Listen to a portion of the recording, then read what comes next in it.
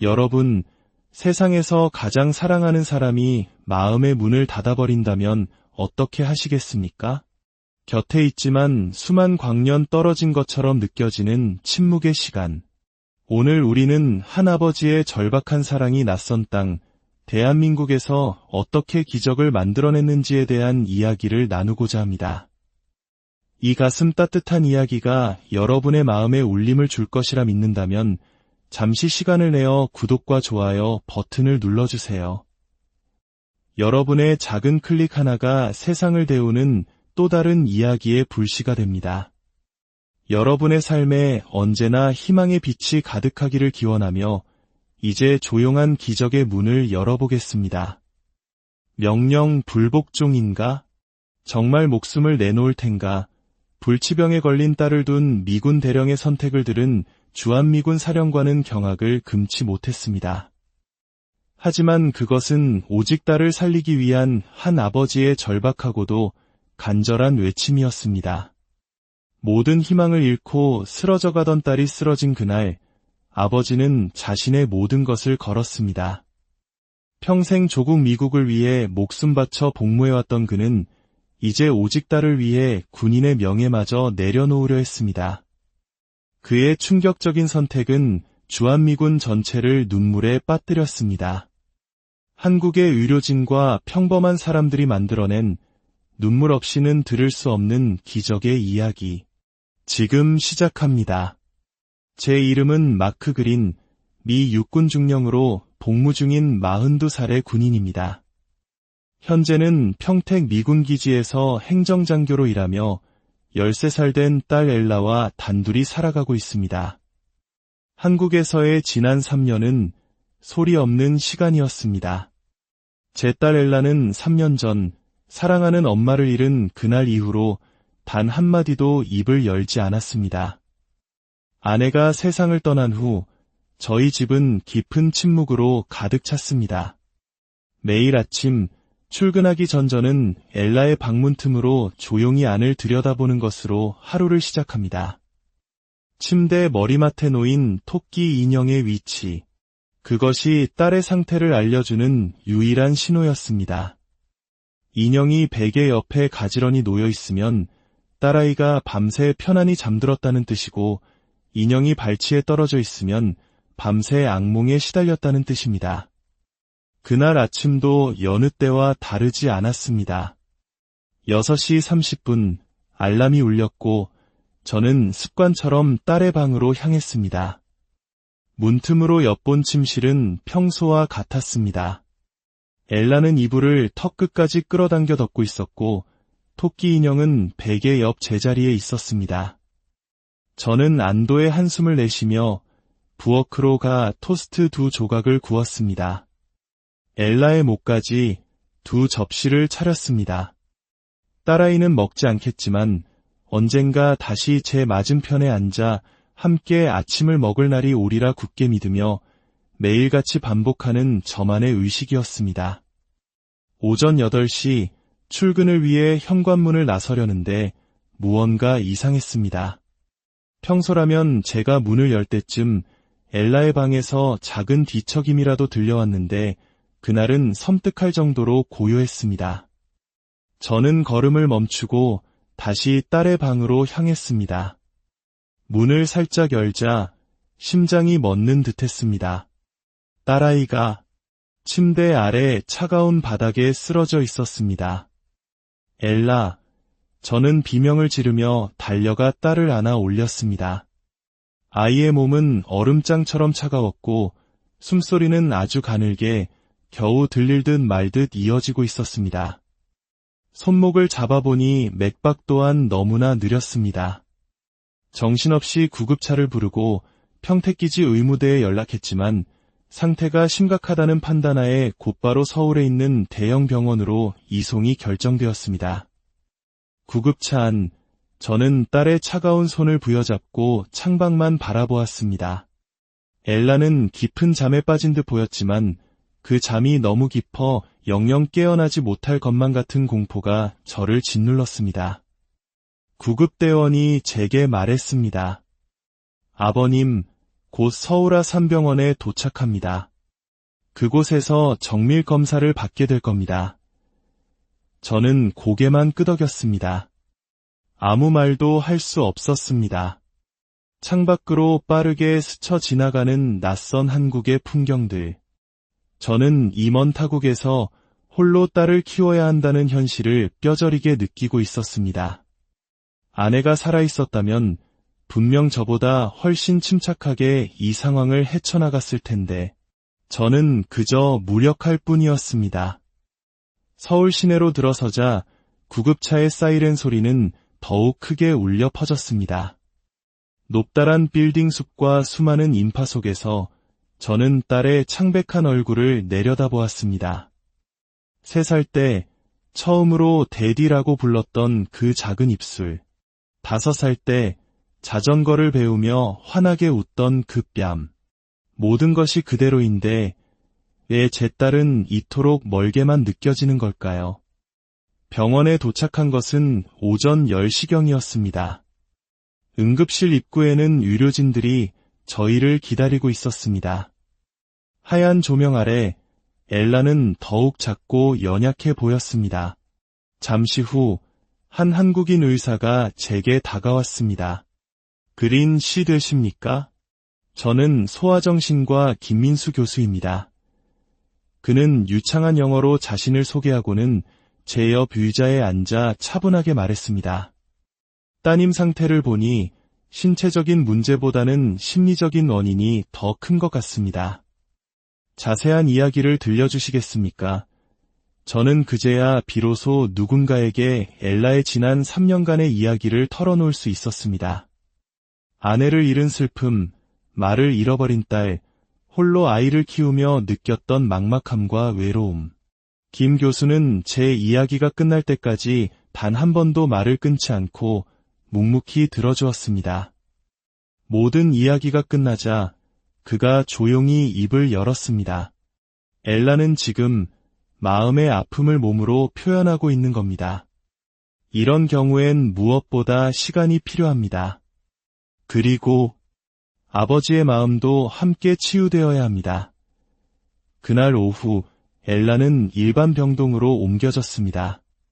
생명에는 지장이 없다는 말에 안도했지만 의식은 돌아오지 않았습니다. 김민수 교수를 비롯한 소아과 신경과 의사들이 팀을 이루어 엘라를 돌봤습니다. 미군 의료 시스템도 훌륭하지만 이곳은 무언가 달랐습니다. 각자의 전문 분야에서 환자를 보면서도 끊임없이 서로 의견을 나누고 최선의 방법을 찾아가는 모습은 제게 깊은 인상을 남겼습니다. 현재 엘라의 상태는 시민성 쇼크로 보입니다. 오랜 기간 축적된 심리적 스트레스가 신체 증상으로 폭발한 것이죠. 무엇보다 이 아이는 살고 싶다는 의지를 잃어버린 것 같습니다. 단순히 병을 고치는 것보다 다시 살고 싶게 만드는 것이 우선입니다. 살고 싶다는 의지를 잃었다. 13살짜리 아이가 그 말을 듣는 순간 제 가슴은 무너져 내렸습니다. 저는 그저 딸이 말을 안 하는 줄로만 알았는데 제 딸은 사실 삶을 포기하고 있었던 겁니다. 아버님께서 하실 수 있는 일이 있습니다. 정신과 의사가 제게 말했습니다. 엘라 곁을 지켜주세요. 아버지가 곁에 있다는 사실만으로도 아이에겐 큰 힘이 됩니다. 그리고 평소 엘라가 좋아했던 것들을 가져와 주시면 좋겠습니다. 그날 저녁 저는 기지로 돌아가 엘라의 물건들을 챙겼습니다. 낡은 그림책, 엄마가 쓰던 향수병, 그리고 아내의 일기장. 아내는 엘라가 태어난 날부터 매일같이 일기를 썼습니다. 언젠가 딸에게 들려주고 싶은 이야기들로 가득 찬 엄마의 사랑이었습니다. 다음 날 아침부터 저는 엘라의 침대 곁에 앉아 아내의 일기를 읽어주기 시작했습니다. 목소리가 떨려왔지만 멈추지 않았습니다. 사랑하는 엘라에게 오늘 너는 처음으로 마마라고 말했단다. 너무나 작은 속삭임이었지만 엄마는 똑똑히 들었어. 세상에서 가장 아름다운 소리였단다. 일기를 읽다가 문득 엘라의 얼굴을 보았을 때 잠든 딸의 눈꺼풀이 미세하게 떨리는 것을 보았습니다. 혹시나 하는 마음에 손을 살짝 잡자 엘라의 손가락이 아주 조금 제 손을 향해 움직였습니다. 엘라, 아빠 목소리 들리니? 대답은 없었지만 분명한 반응이었습니다. 저는 희망을 붙잡고 계속해서 일기를 읽어주었습니다. 첫 걸음마를 떼던 날, 첫 생일, 첫 크리스마스, 행복했던 모든 순간들이 아내의 목소리를 통해 병실에 울려 퍼졌습니다. 유료진들의 헌신적인 돌봄은 계속되었습니다. 김영애 간호사는 매일 엘라의 머리를 정성껏 빗겨주었고 박준호 간호사는 제게 어설픈 한국어를 가르쳐주며 웃음을 주었습니다. 아버님, 안녕하세요는 이렇게 해요. 안녕하세요. 그들의 따뜻함은 낯선 이국에서의 두려움을 조금씩 녹여주었습니다. 새벽 4시쯤 엘라가 작게 신음소리를 냈습니다. 저는 즉시 눈을 떴습니다. 딸의 눈꺼풀이 파르르 떨리더니 천천히, 아주 천천히 눈을 떴습니다. 흐릿한 눈동자가 저를 향했습니다. 엘라, 아빠야. 딸은 대답하지 않았지만 제 얼굴을 똑바로 바라보았습니다. 그 시선 안에 3년 동안 잃어버렸던 제 딸이 있었습니다. 저는 소리 없이 울었습니다. 눈물만이 뺨을 타고 흘러내렸습니다. 3년 만에 처음으로 딸과 눈을 마주친 순간이었습니다. 그 후 며칠이 지났지만 엘라는 여전히 말을 하지 않았습니다. 조급해하는 저에게 김민수 교수는 저와의 상담을 제안했습니다. 아버지가 치유되지 않으면 딸도 온전히 치유될 수 없습니다. 상담실에서 저는 모든 것을 쏟아냈습니다. 저는 군인입니다. 이라크와 아프가니스탄에서 총알이 빗발치는 전쟁터도 겪었습니다. 그런데 딸아이의 아픔 앞에서는 아무것도 할 수가 없습니다. 보이지 않는 적과 싸우는 기분입니다. 전쟁보다 더 무력합니다. 김 교수는 조용히 제 말을 듣고 답했습니다. 그 무력감이 당연한 겁니다. 사랑하는 사람의 아픔은 우리를 가장 약하게 만들죠. 하지만 그 약함을 인정할 때 비로소 진짜 도움을 받을 수 있는 겁니다. 지금 여기 그린 시처럼요. 저는 깨달았습니다. 군인이라는 자존심 때문에 혼자 모든 것을 짊어지려 했다는 것을. 그날 밤 병실로 돌아와 잠든 딸에게 속삭였습니다. 엘라, 아빠가 용기를 낼게. 우리 함께 힘내자. 그러자 딸이 제 손을 조금 더 꼭 잡아주는 것 같았습니다. 다음 날부터 저는 달라졌습니다. 더 이상 슬픔에 잠겨있지 않았습니다.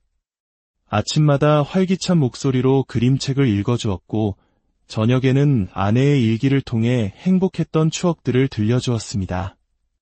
제 마음이 단단해지자 기적이 일어나기 시작했습니다. 일주일째 되던 날 언어치료사가 엄마 그림 카드를 보여주자 엘라가 소리 없이 눈물을 주르륵 흘렸습니다. 3년 만에 처음으로 감정을 표현한 것입니다. 그리고 며칠 후 제가 그림책을 읽어줄 때 엘라가 입술을 움직였습니다. 소리는 나지 않았지만 분명 엄마라고 말하는 입 모양이었습니다. 그리고 마침내 입원한 지 거의 한 달이 되어가던 어느 날 저녁, 제가 딸의 손을 잡고 조용히 이야기를 들려주고 있을 때였습니다. 딸이 저를 빤히 쳐다보더니 떨리는 입술로 아주 작은 소리를 냈습니다. 빠. 그 순간 세상이 멈췄습니다. 3년 만에 처음 들어보는 제 딸의 목소리, 아빠라는 단어였습니다. 저는 아이처럼 울음을 터뜨렸습니다. 기쁨과 안도감, 사랑이 한꺼번에 밀려왔습니다. 그래, 엘라, 아빠 여기 있어. 내 딸. 엘라도 제 품에 안겨 작게 울었습니다. 그 울음은 슬픔이 아닌 행복의 소리였습니다. 그 기적과도 같은 날 이후 엘라는 다시 침묵에 잠겼습니다. 하지만 저는 더 이상 조급해하지 않았습니다. 한 번 열린 문은 다시 열릴 수 있다는 것을 믿었기 때문입니다. 저는 평소처럼 딸의 곁을 지키며 우리 가족의 행복했던 이야기들을 계속 들려주었습니다. 그러던 어느 날 오후, 제가 어린 왕자를 읽어주고 있을 때였습니다. 내가 오후 4시에 온다면 나는 3시부터 행복해지기 시작할 거야. 내가 들인 시간 때문에 내 장미가 그토록 소중해진 거란다. 책을 읽다가 문득 엘라를 바라보며 말했습니다. 엘라야, 너도 아빠에게는 이 세상에서 유일한, 가장 소중한 딸이야. 다른 누구와도 바꿀 수 없어. 그 순간 엘라의 눈에서 눈물이 한 방울 흘러내렸습니다. 그리고 딸이 조용히 입을 열었습니다. 아빠, 엄마가 너무 보고 싶었어. 3년 만에 처음으로 딸이 완전한 문장을 말했습니다. 마음속 가장 깊은 곳에 숨겨두었던 그리움을 꺼내놓은 것이었습니다. 저 역시 딸을 끌어안고 함께 울었습니다. 아빠도 엄마가 너무 보고 싶어. 엘라 한참을 울고 난 후 딸이 제게 물었습니다. 내가 말을 하면 엄마가 정말로 없어질까 봐 무서웠어. 저는 그제야 딸의 깊은 마음을 이해했습니다. 엘라야, 엄마는 우리 마음 속에, 우리의 기억 속에 영원히 살아계실 거야. 우리가 엄마 이야기를 나눌 때마다 엄마는 더 생생하게 우리 곁에 계시는 거란다. 그날 이후 엘라의 세상은 다시 소리를 찾았습니다. 간호사들에게 수줍게 고마워요 라고 인사했고, 청소하시는 아주머니께는 안녕하세요 라며 어설픈 한국말을 건넸습니다. 병실에는 3년 만에 처음으로 딸의 웃음소리가 울려 퍼졌습니다. 하지만 행복도 잠시, 제게는 청천벽력 같은 소식이 전해졌습니다.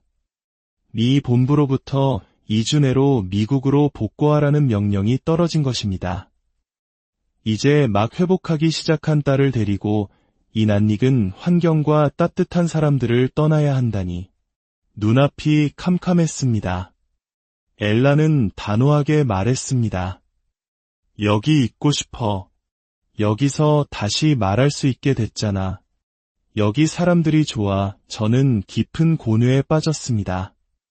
22년간 몸담아온 군인으로서의 삶과 명예, 그리고 무엇과도 바꿀 수 없는 딸의 행복.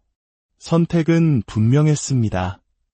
저는 상관을 찾아가 전역 신청서를 제출했습니다. 22년 군 생활의 종지부를 찍고 딸을 위해 한국에 남기로 결정한 것입니다. 그 후 저와 엘라의 한국에서의 새로운 삶이 시작되었습니다. 저는 강남의 한 어학원에서 영어 강사로 일하게 되었고, 엘라는 퇴원 후 병원 근처의 작은 아파트에서 저와 함께 살며 통원 치료를 받았습니다. 우리는 함께 한국어를 공부했고, 주말마다 서울 곳곳을 여행했습니다. 길에서 만난 사람들은 낯선 외국인 부녀에게 항상 따뜻한 미소와 친절을 베풀어 주었습니다. 어느덧 시간이 흘러 엘라는 한국의 초등학교에 입학할 만큼 건강해졌습니다. 제 딸은 이제 한국인 친구들과 스스럼 없이 어울리고 한국어로 구구단을 외우며 떡볶이를 가장 좋아하는 아이가 되었습니다. 저 또한 영어 강사를 넘어 저의 경험을 살려 한국을 찾은 외국인 환자들을 위한 유료 통역사라는 새로운 꿈을 꾸게 되었습니다. 어느 화창한 봄날, 정기검진을 마친 엘라와 함께 병원 옥상 정원에 올랐습니다. 저 멀리 서울 시내가 한눈에 보이고 따뜻한 봄바람에 벚꽃잎이 흩날리고 있었습니다. 아빠, 우리 계속 한국에 살아도 돼. 딸의 맑은 눈동자를 보며 저는 미소 지었습니다. 그럼 여기가 이제 우리의 집이야. 엘라가 환하게 웃었습니다.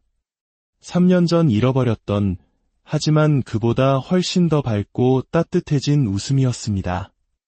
딸이 웃음을 되찾은 나라. 저 또한 새로운 삶을 시작하게 된 나라. 처음에는 그저 낯선 이국 땅이었던 대한민국은 이제 저희 부녀에게 세상 가장 따뜻하고 소중한 보금자리가 되었습니다. 이야기 속 아버지의 선택에 공감하셨나요?